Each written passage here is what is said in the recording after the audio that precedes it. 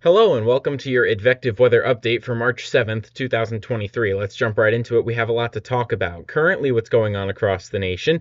We have some showers and storms that are ongoing in Oklahoma and points farther south. A marginal risk of severe weather in place today regarding that. You'll also notice that system there off the east coast, that rather broad area of low pressure, currently bringing a bit of precipitation there, relatively light though, and ushering in some cooler temperatures as well. You'll also notice some winter weather alerts along the west coast and heading into the Midwest. We'll be talking more about all of this and more as we head into the video. This video is going to be split into three different chapters. The first one regarding the flooding threat in the Midwest today. The second one regarding the winter storm that's going to be moving through the Midwest. You can see that now. And the third one involving the atmospheric river that's going to be moving into California, one of many that they've already received this year that will be moving through over the next few days. So let's jump right into it. This is the first chapter of the video. We have a slight risk of excessive rainfall across the Midwest and the southern plains throughout the next 3 days. So that is today, tomorrow, and Thursday, with multiple rounds of thunderstorms forecast to impact the southern plains and mid-Mississippi Valley all the way into Friday morning, with some places getting up to 6 inches of rain. Let's talk about it in more detail now. You can see there that slight risk of excessive rainfall today with storms that are going to be occurring later this evening into tonight. That mainly includes the cities of Oklahoma City and Tulsa, Oklahoma. Those are the two major cities within that slight risk. And then you can see there in the marginal risk, that's in and around Springfield, Missouri, getting awfully close to Little Rock, although not quite there, and north of Dallas-Fort Worth, right along the Red River. Let's talk about tomorrow's forecast. A slight risk of excessive rainfall extending all the way from along the Red River into parts of Arkansas, including the city of Little Rock, and stretching towards places like Jonesboro as well. You'll notice there Oklahoma City and Tulsa right along the edge of a marginal risk for excessive rainfall tomorrow, and Dallas-Fort Worth just north of there is where that marginal risk lies, with Jackson, Mississippi, in places up near Tupelo, but not quite there, within the marginal risk. Memphis, Tennessee, also in that marginal risk for excessive rainfall as well. This is basically your chance of flash flooding. And then finally here, as we head into Thursday, a slight risk of flash flooding from just south of Little Rock, stretching through northern Mississippi, heading into Alabama, heading towards the Huntsville region, with places like Nashville and Memphis, Tennessee, Jackson, Mississippi, Tupelo, Mississippi there in the slighter marginal risks, and then the Birmingham metro places towards there also within a flash flooding risk as we head into Thursday. All right, let's talk about just how much rain we're expecting to fall here. And you'll notice there in Oklahoma, that's where we're expecting the most right now, with up to 4 inches of rain being a possibility, according to this graphic, heading into Thursday morning, although again, more rain will fall. In the first graphic, you'll notice there that we had up to 6 inches in local spots by Friday morning, but this is where our high confidence rainfall totals are, with a solid inch or more in the purple region and a solid 2 inches or more in the red region. And again, local areas, especially in that red region, could receive up to 4 inches of rain heading into Thursday morning.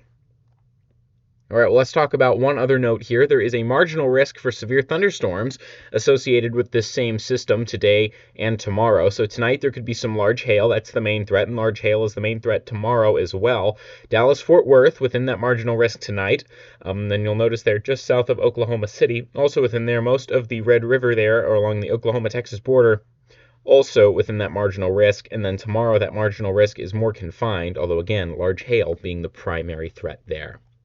Let's take a look at a weather model. This will show us here where that severe weather could occur there along those storms, but you'll notice the training nature of these storms going over the same regions over and over again, especially in Arkansas there, with more storms almost like in a fire hose, then going over the same regions again tomorrow. So this is why we have that slight risk of flash flooding occurring, because we have storms just moving over the same region over and over and over again. And again, that's what's going to cause this. So we're going to have lots of rainfall occurring. And then on top of that, again, that severe weather threat is also possible as well. And you can see there that more well-developed line of storms as we head into Thursday as well, that develops there in Mississippi, Alabama, that general region, as again, these thunderstorms train along. Let's talk about what you can do in this. There are 3 simple steps for flash flood safety. We've gone over them once. We'll go over them again. You can get to higher ground. You don't want to drive into water, and you want to stay informed.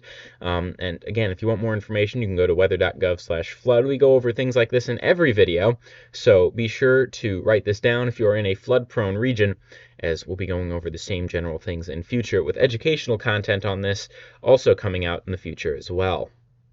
All right, let's get into the second chapter of this video, that being the winter storm that is expected to move through the northern plains and upper Midwest from Wednesday night into Friday. Now, we don't have too many details just yet, but we do know a bit. The first thing is first, we do look like we're going to be getting a rather large swath of 4 inches or higher of snow here, especially from just south of the Twin Cities, heading along the Minnesota-Iowa border, heading into Wisconsin. That's where it looks like our highest snow totals will be, with, again, an over 50-50 shot, also stretching through that same general region. So lots of snowfall currently expected.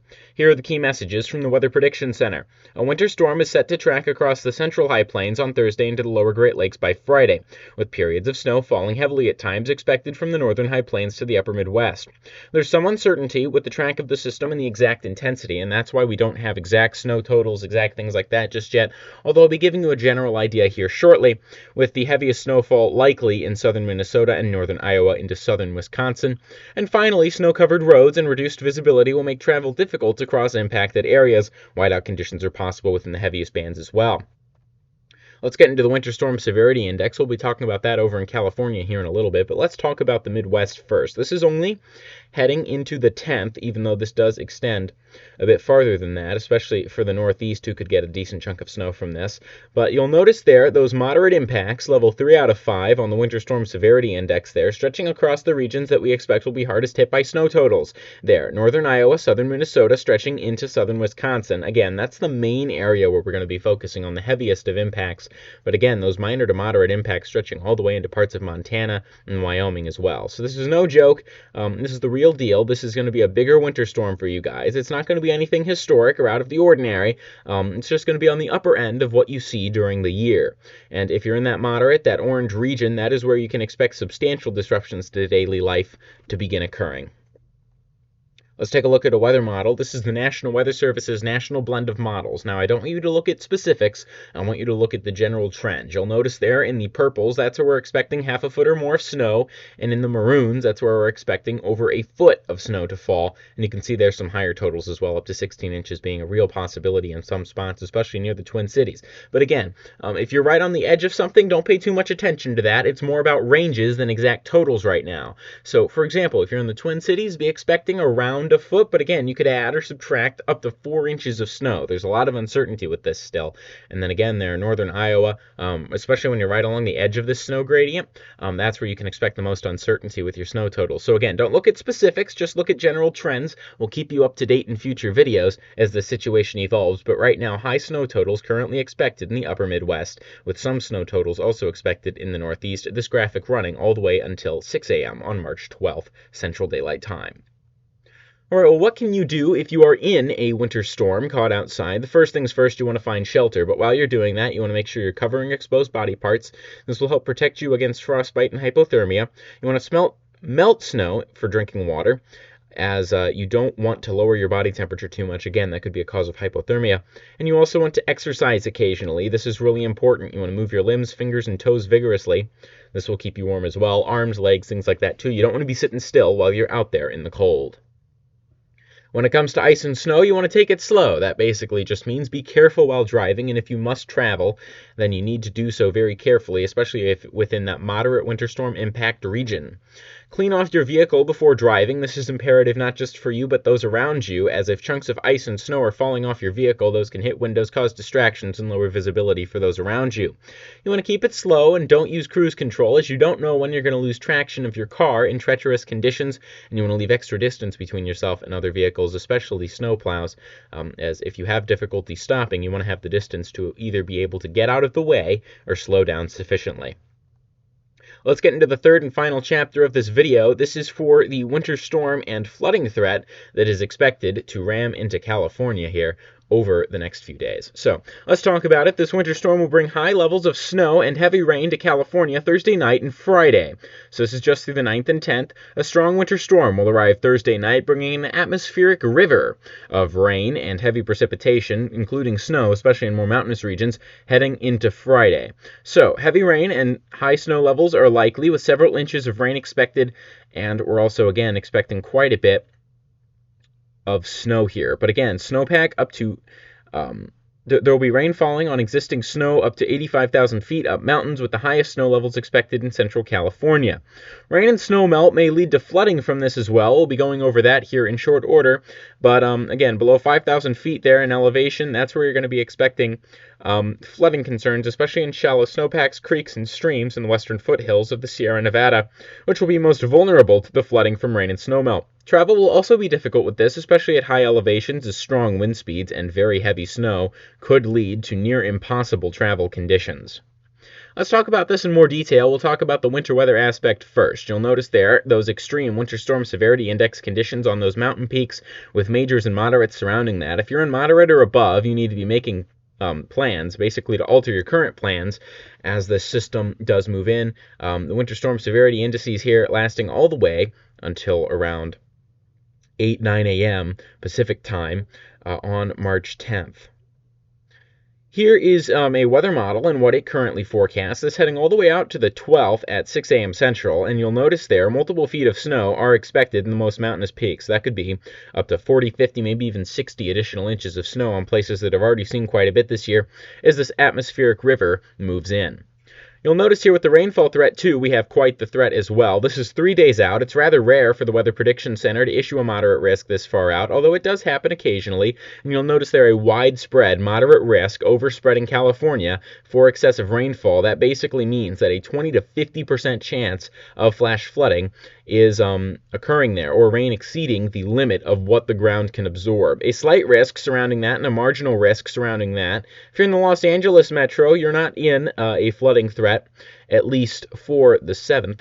Not the 7th, I'm sorry, the 9th. But you'll notice there places like San Diego within that risk for flooding.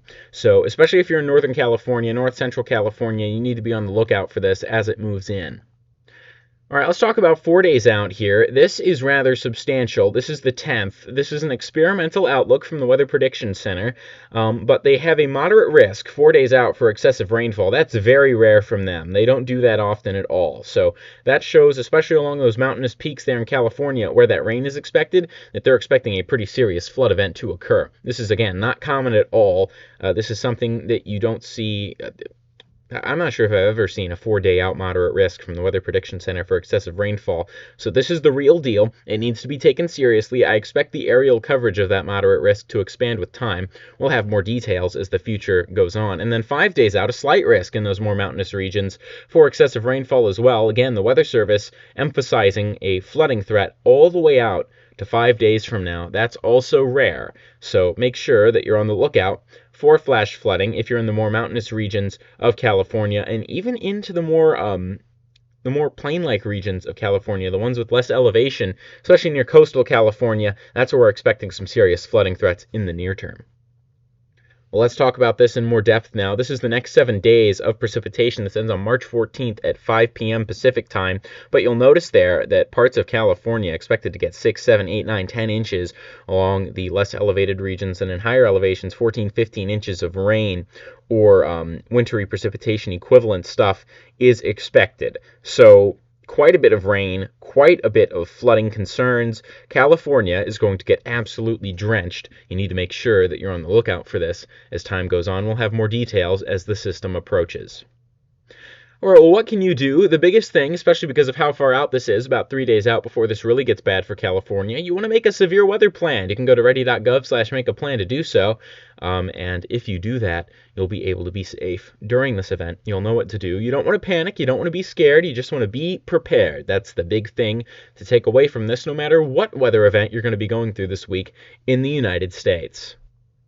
Well, thank you so much for watching. We hope the video was useful. If it was, leave a like down below and share it with friends that you think would find this interesting or useful. You can also join us at our Discord server in the link below, where we'll be talking about this winter weather event, and you can also ask us questions in our comments section if you have any as well. Thank you so much for watching. We'll see you tomorrow as we uncover more of this winter weather madness overspreading the United States.